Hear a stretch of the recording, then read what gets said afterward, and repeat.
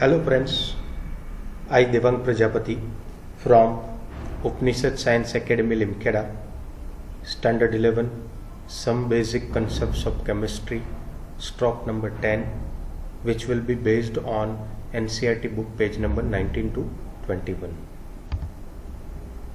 In short number 9, what we have done, first we'll revise it.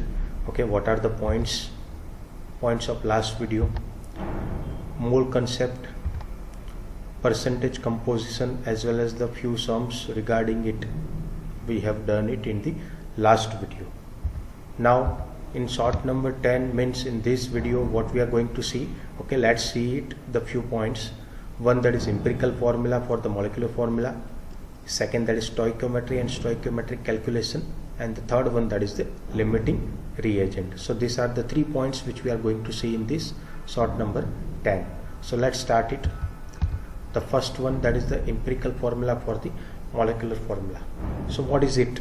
What is empirical formula for molecular formula? An empirical formula represents the simplest whole number ratio of various atoms present in a compound. The molecular formula shows the exact number of different types of atoms present in a molecule of a compound. Again, empirical formula क्या है? Represents the simplest whole number ratio of various atoms, whatever the number of atoms, जो भी atoms present है compound में, उसका simplest ratio जो है वो empirical formula decide करता है. और molecular formula क्या है? Shows the number of different types of atoms present in a molecule of a compound. Compound में जितने नंबर के एटम प्रेजेंट है, कौन से एटम प्रेजेंट है, ठीक है, उनके नंबर वो डिसाइड करता है मॉलिक्यूलर फॉर्मूला. ठीक है, तो एक प्रॉब्लम है, ठीक है, उसका क्वेश्चन सॉल्व है. Compound contains 4.07% of hydrogen. 4.07% जो है वो हाइड्रोजन है, 24.27% जो है वो कार्बन है, ठीक है, एंड 71.65% क्लोरीन है. ठीक है, यानी 3 एटम की बात हुई हमारी. ठीक है, एक है hydrogen which is in the proportion of 4.07%, then 24.27 carbon है, ठीक है, एंड क्लोरीन 71.65% है. इट्स मोलर मास इज 98.96, उनका मोलर मास दिया गया है. ठीक है, what are its empirical and molecular formula, दोनों के empirical as well as the molecular formula हमें डिसाइड करने हैं, कैलकुलेट करने हैं. ठीक है, तो शुरू करते हैं. तो सबसे पहला स्टेप हमें क्या करना है, तो कि conversion of mass percent to grams. Since we are having the mass percentage, it is convenient to use the 100 gram. Total ज़्यादातर हम 100 ग्राम कैलकुलेट करते हैं अप्रोक्सीमेटली. ठीक है, और वो हमारे लिए कन्वीनियंट रहता है. ठीक है, तो तीनों के जो ग्राम हमें क्वेश्चन में ऑलरेडी दिए गए हैं, ठीक है, उसका टोटल 100 होना चाहिए. ठीक है, तो हाइड्रोजन के 4.07 ग्राम है, वो दिया गया है. ठीक है, कार्बन के 24.27 ग्राम है, ठीक है, वो भी हमें दिया गया है. ठीक है बच्चों, एंड 71.65 ग्राम वो क्लोरीन का है. ठीक है, तो ये तीनों हम लिख सकते हैं. हाइड्रोजन ग्राम 4.07 ग्राम, ठीक है, then carbon 24.27 gram and chlorine 71.65 gram. ठीक है, तो ये हम क्वेश्चन में से ही ढूंढना है. ठीक है, हमारे घर के नहीं डाले हैं हम. ठीक है, तो ये एक चीज़ हमें ध्यान में रखनी है. ठीक है, so this is what step number 1. Step number 1 में हमें जितने भी ग्राम दिए हैं जो भी एलिमेंट के, वो हमें लिखने हैं. ठीक है, बहुत सिंपल है.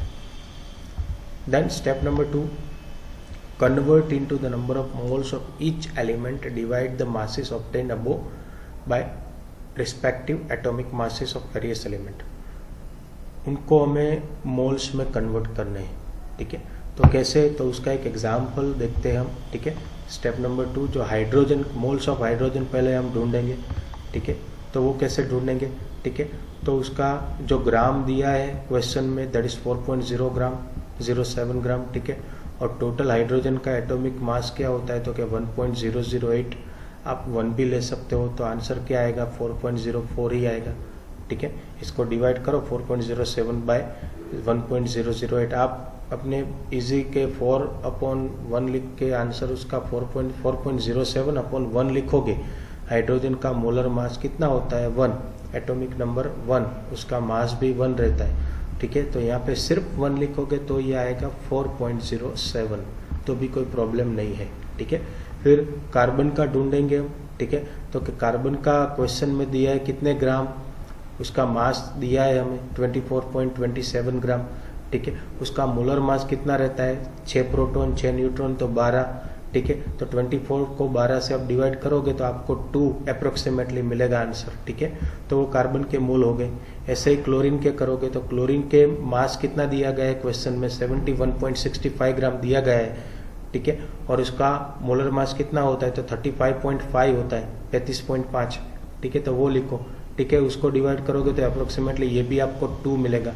तो हाइड्रोजन 4 है, कार्बन आपको मिलेंगे 2 और क्लोरीन है उसके भी मोल होंगे 2, ठीक है। तो आपको ऐसे मोल्स में स्टेप नंबर 2 में हमें देखो फिर से स्टेप नंबर 1 में हमने क्या किया, उसका जो भी ग्राम दिया है क्वेश्चन में वो हमने लिखा। स्टेप नंबर 2 में हमने क्या किया तो उसको मोल्स में कन्वर्ट किया। मोल्स में कैसे कन्वर्ट करेंगे, जो वेट दिया है मास दिया है वो न्यूमरेटर में डालेंगे, ठीक है। और उसका मोलर मास जो रहता है वो डिनोमिनेटर में डालेंगे तो उसके मोल्स मिल जाएंगे, ठीक है। So moles is equal to gram upon molar weight, molecular weight, ठीक है। तो ऐसे आप मोल्स उसके निकाल सकते हो इजीली, ठीक है। तो ये था स्टेप नंबर 2, ठीक है। चलो अभी हम जाएंगे स्टेप नंबर 3। तो क्या करेंगे, divide each of the mole values obtain above by the smallest number. ये तीनों में आप देखो सबसे छोटा कौन है, तो क्या भाई कार्बन बोलो क्लोरीन बोलो तो भी कोई प्रॉब्लम नहीं है, 2 वाले, ठीक है। So since the 2.021 is the smallest value, वो दोनों के लिए, ठीक है। इस division bye gives the ratio of 2:1:1, ठीक है। हाइड्रोजन आएगा 2, कार्बन आएगा 1, क्लोरीन आएगा 1, ठीक है।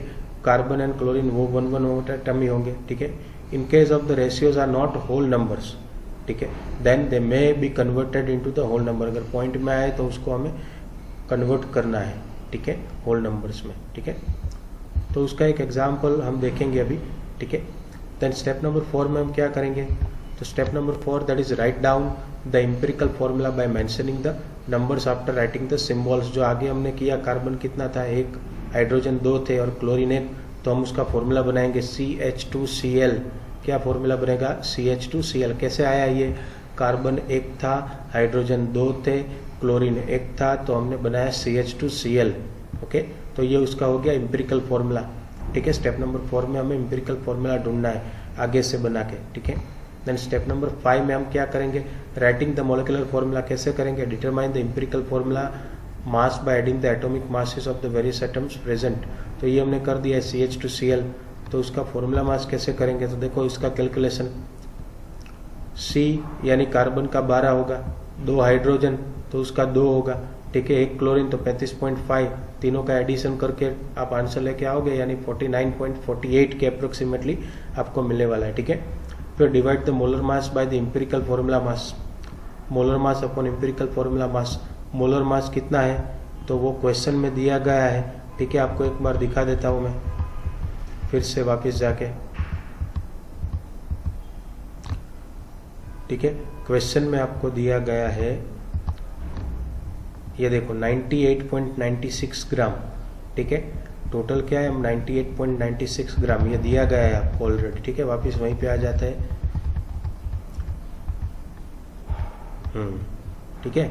तो मोलर मास क्वेश्चन में दिया है 98.96, एम्पिरिकल फॉर्मूला अभी हमने ढूंढा, उसके हिसाब से उसका मोलर मास क्या है 49.48, ठीक है। उसका रेशियो ले लो, डिवाइड करो उसको, तो अप्रोक्सीमेटली 2 आया, वो N आया, ठीक है। अभी आपका जो एम्पिरिकल फॉर्मूला था वो था CH2Cl, उसको N से मल्टीप्लाई करो तो कार्बन 1 था वो 2 हो जाएंगे, C2, हाइड्रोजन 2 2 × 4 यानी हाइड्रोजन 4 हो जाएंगे, क्लोरीन 1 2 2 तो 2 टाइम्स हो जाएंगे, तो फॉर्मूला बनेगा C2H4Cl2, ठीक है। तो ये था हमारा एम्पिरिकल फॉर्मूला, ठीक है। अभी हमारे पास स्टोइकियोमेट्री एंड स्टोइकियोमेट्रिक कैलकुलेशन। तो ये क्या है देखते हैं। The word stoichiometry is derived from 2 Greek words, one is stoicheion meaning element and metron that is measure, means element का measure, okay, that is called as a stoichiometry. कुछ नया नहीं है बच्चों, हाई फाई वर्ड्स देख के घबरा नहीं जाना है। स्टोइकियोमेट्रिक यानी क्या है? स्टोइकियोन यानी एलिमेंट, एलिमेंट का मेजर यानी कितने में होता है भाई वो, ठीक है, तो उसको हम स्टोइकियोमेट्रिक कैलकुलेशन बोलते हैं, ठीक है, कुछ नया नहीं है हमारे लिए, ठीक है। सो स्टोइकियोमेट्रिक कैलकुलेशन इज व्हाट दस डील्स विद द, ये किसके साथ जुड़ा हुआ है? Calculation of masses. समटाइम्स कभी कभी वॉल्यूम भी हो जाता है उसमें, ठीक है। रिएक्टेंट एंड प्रोडक्ट यानी लेफ्ट हैंड साइड और राइट हैंड साइड का मास और वॉल्यूम, ठीक है, अगर आप कैलकुलेट करो तो वो क्या बन जाएगा? Stoichiometric calculation. अगर कोई आपको पूछे स्टोइकियोमेट्रिक कैलकुलेशन में क्या आता है, ठीक है, then we have to remember that stoichiometric calculation में और कुछ नहीं पर reactant as well as the product, उनके masses as well as the कभी कभी वॉल्यूम भी आता है, उसका कैलकुलेशन रखना है हमें, ठीक है, that is called stoichiometric calculation, ठीक है। देखो अभी एक एग्जाम्पल दिया है CH4 यानी मीथेन, 10th में आया है, आपको याद होगा, ऑक्सीजन के साथ कंबाइन करके carbon dioxide and hydro water liberate हो रहा है, ठीक है। Here the methane and dioxygen, ये दोनों क्या है? रिएक्टेंट। देखो ये जो एरो है उसके लेफ्ट हैंड साइड जो आएगा, ठीक है, वो लेफ्ट हैंड साइड में कौन होगा? रिएक्टेंट, और राइट हैंड साइड में हमें प्रोडक्ट मिलने वाले हैं, ठीक है। तो मीथेन और ऑक्सीजन क्या है? वो दोनों रिएक्टेंट है। कार्बन डाइऑक्साइड और पानी क्या है? तो वो दोनों प्रोडक्ट है, ठीक है। All the reactants and the products are gases in above reaction and this has been indicated by letter G। अब देख सकते हो ये सब गैसेस में है, गैसेस स्टेट में अवेलेबल है, ओके, दैट्स वाई G हमने इंडिकेट किया गया है, ठीक है। अगर वो सॉलिड में हो तो S रिप्रेजेंट करना है, लिक्विड में हो तो L करना है, कभी कभी वो एक्वियस में होता है यानी पानी वाला होता है, ठीक है, तो जिसको हम AQ लिखते हैं, ठीक है। तो ये 10th में आप पढ़े हो बच्चों, कुछ नया नहीं है, ठीक है। So the coefficient 2 for O2 and H2 are called stoichiometric coefficient. देखो अभी दिखा देता हूं, ये ऑक्सीजन के आगे वाला जो 2 है उसको बोलते हैं स्टोइकियोमेट्रिक कोएफिशिएंट। ऐसे ही पानी के आगे वाला जो 2 है, ठीक है, उसको भी हम बोलते हैं स्टोइकियोमेट्रिक कोएफिशिएंट, ठीक है। जो आगे 2, 3, 4, 5 नंबर जो भी हम बैलेंस करने के लिए लिखते हैं उसको स्टोइकियोमेट्रिक कोएफिशिएंट बोलते हैं, ठीक है। और मीथेन और कार्बन डाइऑक्साइड में नहीं है तो एक एक होता है भाई, ठीक है। They represent the number of molecules taking part in the reaction is formed, यानी कितने मॉलिक्यूल्स पार्टिसिपेट करते हैं वो वाली रिएक्शन में, ठीक है, वो समझाते हैं स्टोइकियोमेट्रिक कोएफिशिएंट, ठीक है। 1 mole of methane react with, अभी देखो उसका आउटकम, मीथेन का 1 मोल रिएक्ट करेगा 2 मोल ऑफ ऑक्सीजन के साथ, ठीक है, और वो हमें देने वाले हैं 1 mole of carbon dioxide and 2 mole of water, ठीक है। फिर से 1 मोल मीथेन 2 मोल ऑक्सीजन के साथ जुड़ के 1 मोल कार्बन डाइऑक्साइड देगा और 2 मोल वाटर देने वाला है, ठीक है। फिर दूसरा आउटकम क्या है? 1 mole of methane react with 2 molecules of O2 to give 1 molecule of CO2 and 2 molecule। मोल की जगह मॉलिक्यूल लगा दो तो भी कोई प्रॉब्लम नहीं। 1 मोल मीथेन का मॉलिक्यूल जो है वो 2 मोलिक्यूल ऑक्सीजन के साथ कंबाइन होके 1 मोलिक्यूल कार्बन डाइऑक्साइड का देने वाला है और 2 मोलिक्यूल पानी के देने वाला है, ठीक है। आगे मोल में हमें लिखा, यहाँ पे हमने मॉलिक्यूल के फॉर्म में लिखा है, ठीक है, बाकी तो है वही, ठीक है। फिर 22.7 लीटर ऑफ मीथेन गैस, ठीक है, 22.7 लीटर जो है वो मीथेन गैस रिएक्ट करेगा 45.4 लीटर ऑक्सीजन के साथ, डबल हुआ ना, ठीक है। ऑक्सीजन के साथ कंबाइन होके हमें क्या देने वाला है? 22.7 litre of carbon dioxide and 45.4 litre of water.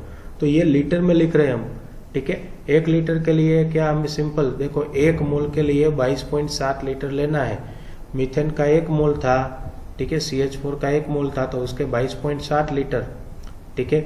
Oxygen के 2 मोल थे तो उसका डबल करो, 22.7 मल्टीप्लाइड बाय 2 करो तो वो आ जाएगा 45.4 लीटर के साथ कंबाइन होके 22.7 लीटर कार्बन डाइऑक्साइड के मिलने वाले हैं और 45.4 लीटर पानी के मिलने वाले हैं, ठीक है। बहुत सिंपल है ये भी, ठीक है। सबसे पहले देखो फिर से बोल देता हूँ आपको, सबसे पहले हमने क्या किया तो मोल के फॉर्म में रिप्रेजेंट किया, फिर उसके बाद मॉलिक्यूल के फॉर्म में, फिर तीसरा जो है वो लीटर में गए हम, ठीक है। अभी हम जाएंगे ग्राम में, यानी ये 12 और 4 16 हुए, 16 gram of methane react with, बहुत सिंपल देखो 2 × 32 ग्राम ऑफ O2 के साथ कंबाइन होके 44 ग्राम ऑफ CO2 मिलने वाला है। 44 कहाँ से आए भाई, तो कि कार्बन के 12 और ये 16 2 32, 32 + 12 करो तो 44 मिलेंगे आपको, ठीक है। एंड 2 × 18, एक पानी हो तो वो 18 होता है, पर 2 मोल है उसके, तो 2 × 18 करो तो उसका आपको मिल जाएगा, ठीक है। तो बहुत सिंपल है, 16 ग्राम मीथेन किसके साथ 64 ग्राम O2 के साथ कंबाइन होगा तो हमें मिलेगा 44 gram of carbon dioxide and 36 gram of पानी, ठीक है। तो ऐसे आप कैलकुलेशन इजीली कर सकते हो। स्टोइकियोमेट्री कुछ नया नहीं, आगे पीछे जो है देखो 3-4 तरीके से हमने समझाया, फिर से बोलता हूँ, मोल के फॉर्म में, दूसरा मॉलिक्यूल के फॉर्म में, तीसरा लीटर के फॉर्म में, ठीक है, और चौथा ग्राम के फॉर्म में, ठीक है। चलो, from these relationships the given data can interconverted as follows। तो वो क्या है, तो कि मास मोल में कन्वर्ट किया, उसको नंबर ऑफ मॉलिक्यूल्स में कन्वर्ट किया, ठीक है, यानी एक दूसरे में आप इजीली कन्वर्ट कर सकते हो, ठीक है। तो एक फॉर्मूला हमें मिला, ये आपको पता ही होगा, density is equal to mass upon volume, ठीक है। इसको आप सब्जेक्ट चेंज करके वॉल्यूम को यहाँ लेके आओ, डेंसिटी यहाँ लेके आओ, ठीक है, ऐसा कुछ भी हो सकता है, ठीक है।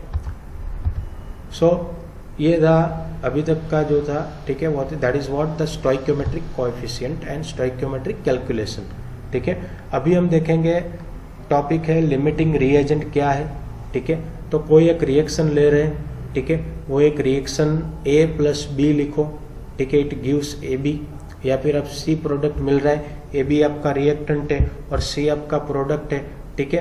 अभी आप देखो A का कंसंट्रेशन बहुत ज्यादा है, यानी A हमने बहुत ज्यादा अमाउंट में लिया है और B का अमाउंट हमने बहुत कम लिया है, ठीक है। फिर से बोल रहा हूँ, एक रिएक्शन ले लो, ठीक है, एक ही मिनट समझा देता हूँ वही।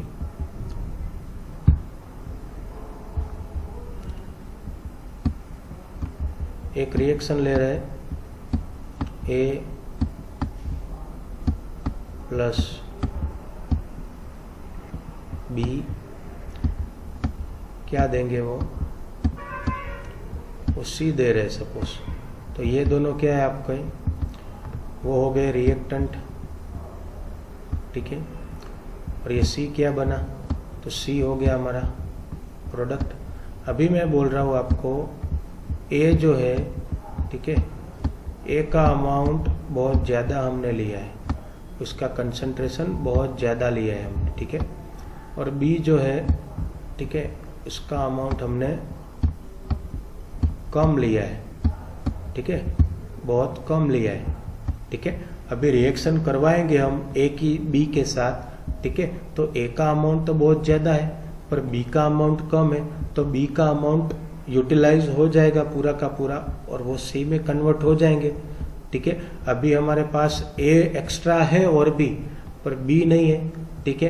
तो ऐसे रिएजेंट को हम क्या बोलते हैं, B को हम बोलेंगे क्या, लिमिटिंग रिएजेंट, ठीक है। फिर से समझा रहा हूँ, देखो A + B, C दे रहा है, AB रिएक्टेंट है हमारा, C हमारा प्रोडक्ट है, ठीक है। तो अभी A का कंसंट्रेशन बहुत ज़्यादा है, हाई, B का अमाउंट कम है, ठीक है, तो उसमें B यूज्ड अप हो जाएगा ऑलरेडी A के साथ कंबाइन होके और वो C बन जाएगा, ठीक है, पर B का अमाउंट कम है, ठीक है। तो B जैसे रिएजेंट को हम क्या बोलते हैं, उसको हम बोलेंगे लिमिटिंग रिएजेंट, ठीक है।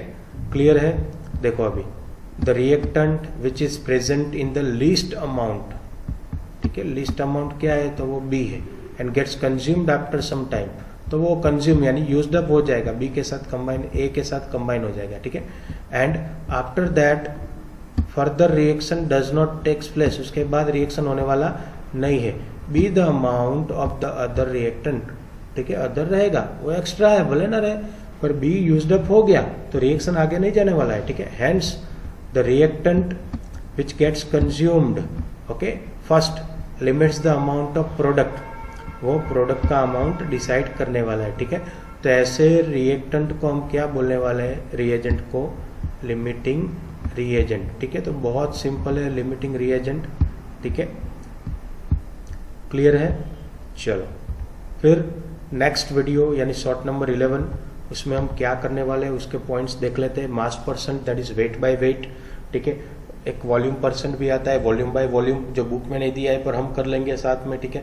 देन मोल फ्रैक्शन बहुत इंपॉर्टेंट है टॉपिक, नेक्स्ट वाला जो वीडियो है बहुत इंपॉर्टेंट होगा माय डियर स्टूडेंट्स, ठीक है, तो देखना मत भूलिएगा, ठीक है। Then molarity, molality, sums of all this, ये सभी के रिलेटेड कुछ सम से हमारे पास प्रॉब्लम है, ठीक है, वो हम सॉल्व करेंगे, ठीक है। तो आज के लिए इतना रखते हैं, थैंक यू।